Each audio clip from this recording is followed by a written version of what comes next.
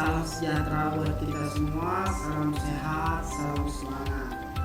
Anak-anak, hari ini kita ketemu lagi dengan melanjutkan pembelajaran kita sebelumnya, yaitu tema 4 tentang globalisasi, subtema 1 pembelajaran 5 dan 6, halaman 34 sampai dengan 50 untuk buku revisi 2018. Sebelum kita mulai pembelajaran, Bapak ingatkan kita masih dalam kondisi pandemi COVID-19. Oleh karena itu, lakukan 3 hal untuk menghindari pandemi COVID-19, yaitu gunakan masker ketika keluar rumah, cuci tangan menggunakan sabun minimal 20 detik, kemudian jangan lupa jaga jarak, jauhi kerumunan, manfaatkan waktu untuk berolahraga agar imunitas tubuh kita tetap terjaga. Baik, kita lanjutkan. Anak-anak, untuk pembelajaran hari ini, sebelum kita memulainya, tentu seperti biasa Bapak akan menyampaikan tujuan pembelajaran.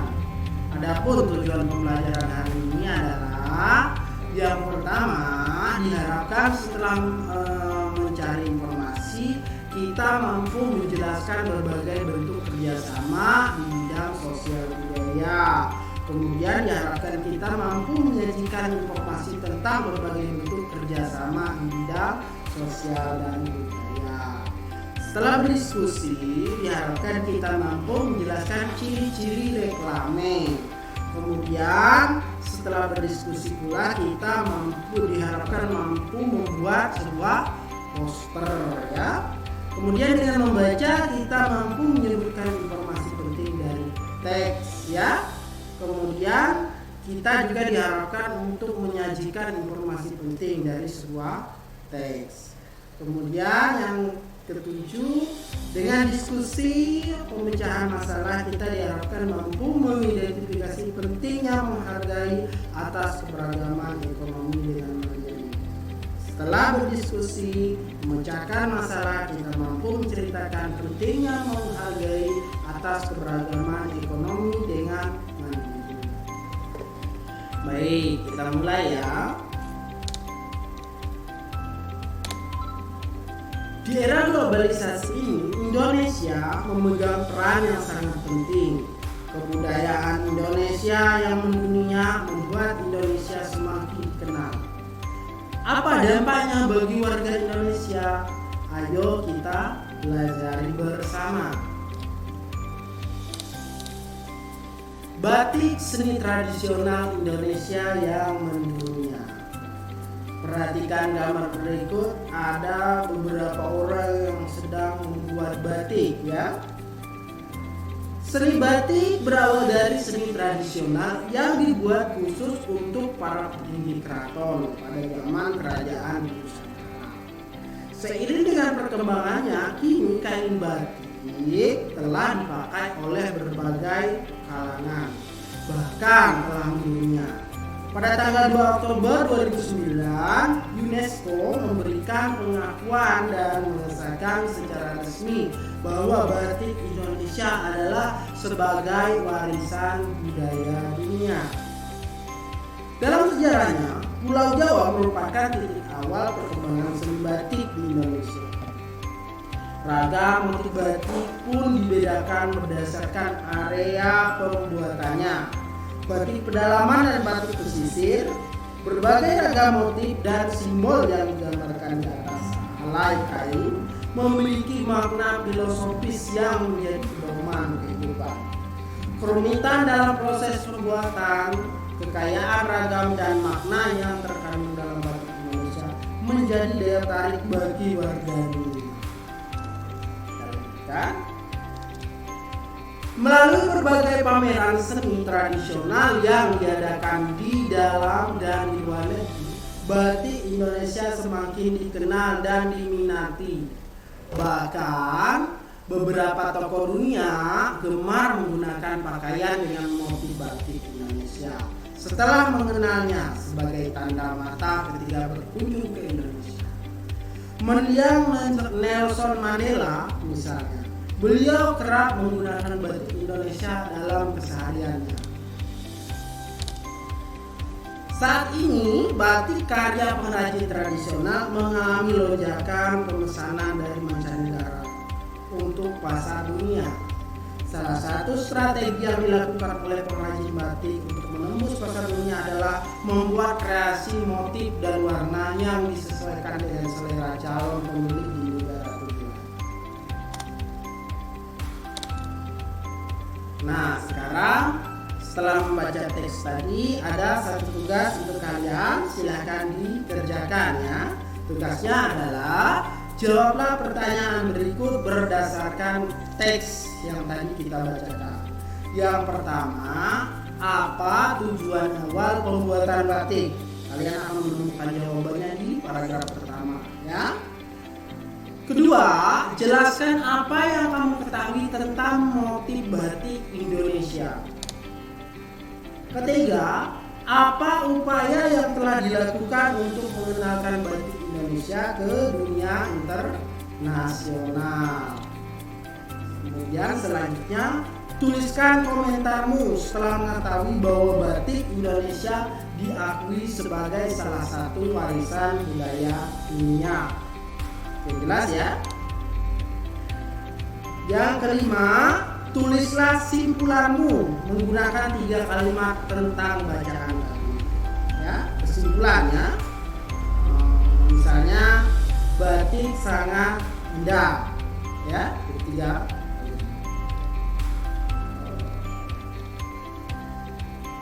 Nah, jelaskan arti kata mendunia pada teks tadi. Ya, apa maksudnya dari kata mendunia?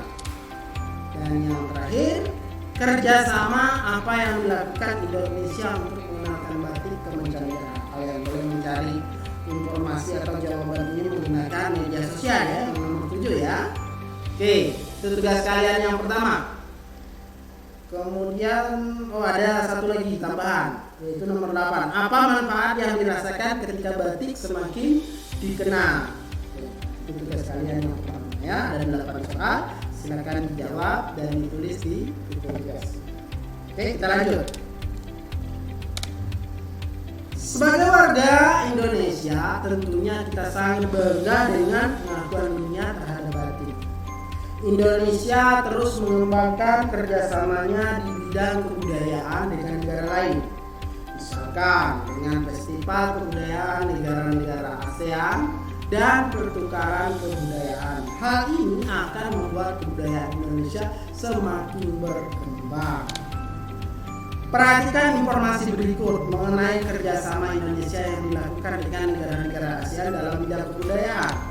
Kita lihat, yang pertama, jenis kerjasama di bidang kebudayaan ya. Kemudian manfaat bagi Indonesia itu apa saja. Nah, ini jenisnya ya. Yang pertama, menyelenggarakan festival seni.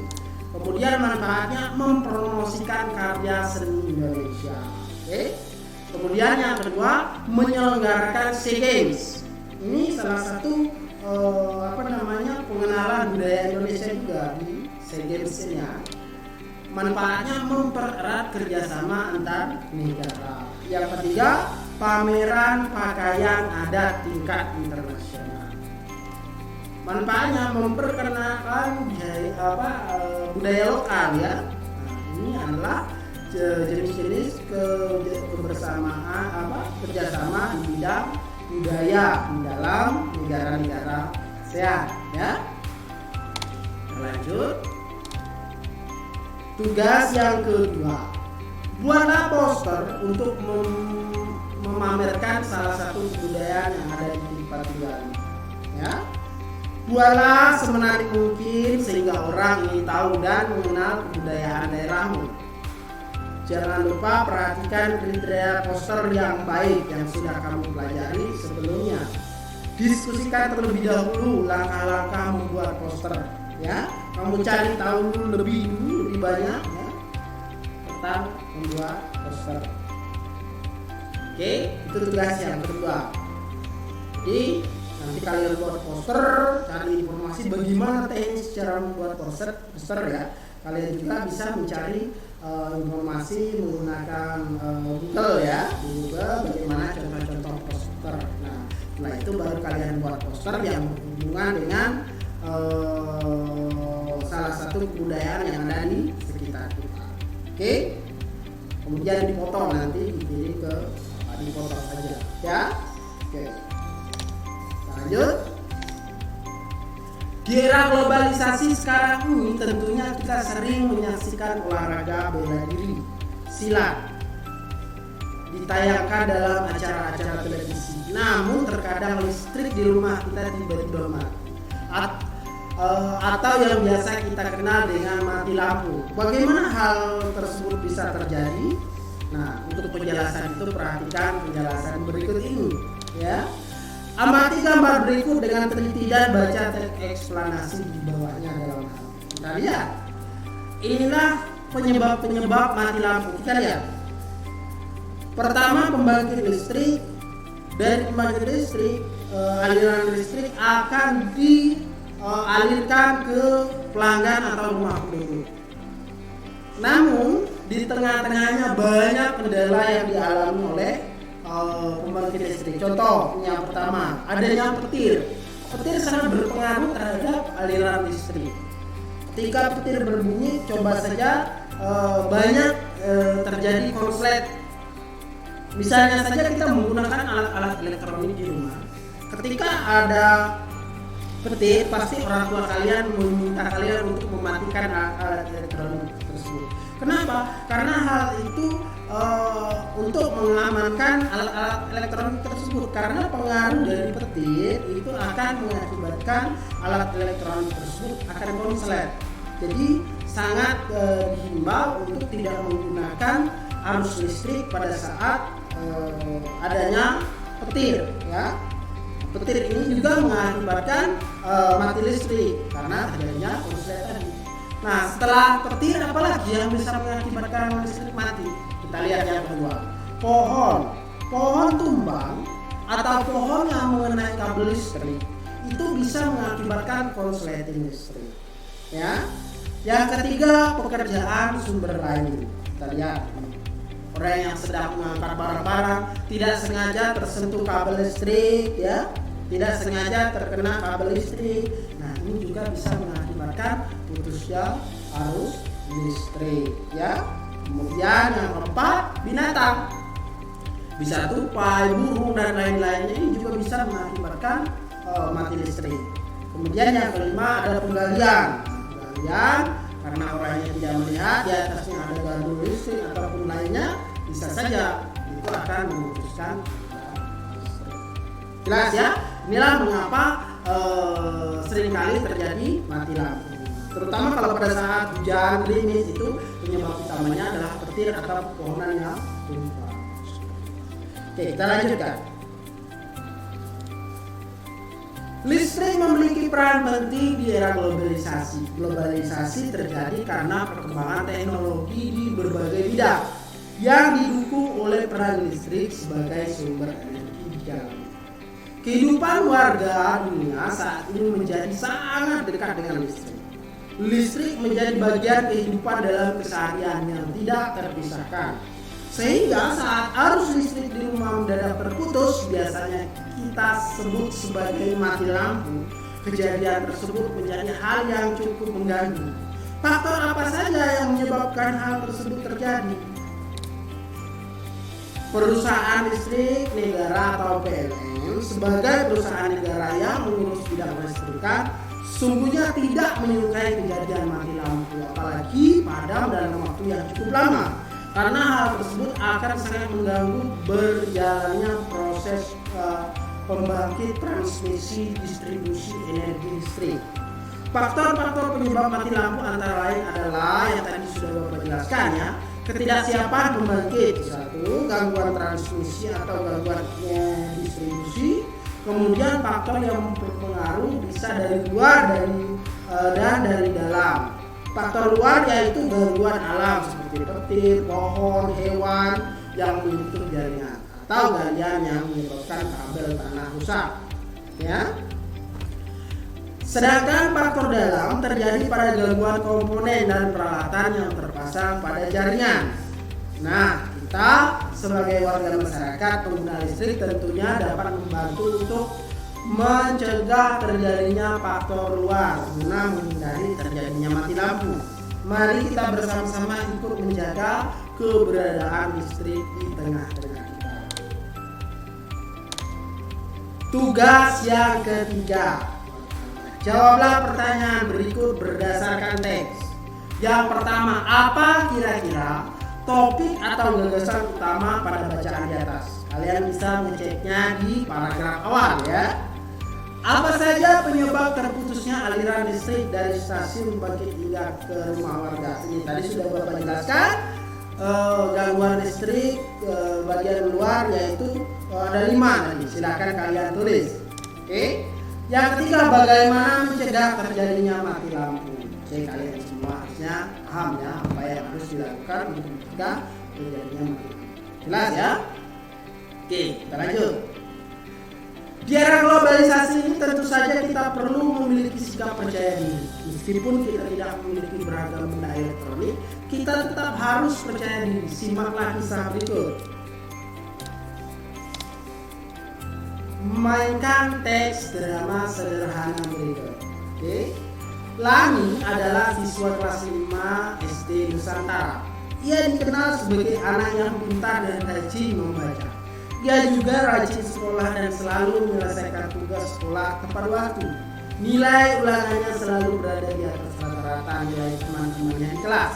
Selain itu, ia juga sangat ramah, ceria, dan suka membantu teman-teman yang mengalami kesulitan saat mengerjakan tugas di sekolah.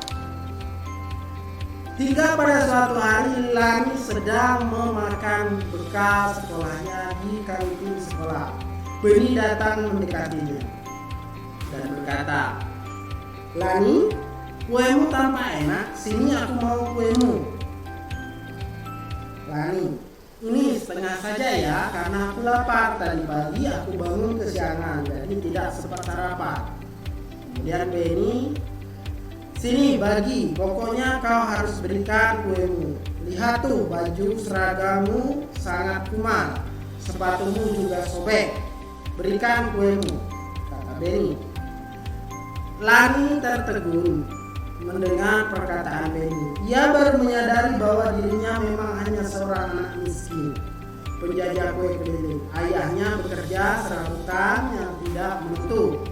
Penghasilannya, Lani memandangi sepatunya yang tampak mulai menganga, juga seragam sekolahnya yang tidak lagi terlihat warna aslinya. Sejak hari itu Lani kemudian menjadi anak yang pemurung. Ia tampak selalu sedih dan tidak lagi semangat untuk pergi ke sekolah. Tugas keempat, jawablah pertanyaan di bawah. 1. Bagaimana karakter tokoh Lani dan Beni? Nah, kalian perlu jelaskan bagaimana karakter tokohnya. Apakah Lani baik atau Beni yang baik? Ya, jelaskan apa alasannya. Kemudian bagaimana sikap Beni kepada Lani? Apa yang harus Beni lakukan? Jelaskan dan beri alasannya. Bagaimana sikap Lani setelah Beni menghinanya? Apa yang sebaiknya Lani lakukan? Jelaskan dan berikan alasan. Oke, itu tugas keempat ya. Nah, untuk hari ini Bapak kira cukup itu dulu yang kita pelajari. Silakan kerjakan tugas-tugasnya. Mudah-mudahan apa yang kita pelajari hari ini bermanfaat. Bapak akhiri, wabillahi taufiq wal hidayah. Assalamualaikum warahmatullahi wabarakatuh. Salam cerdas.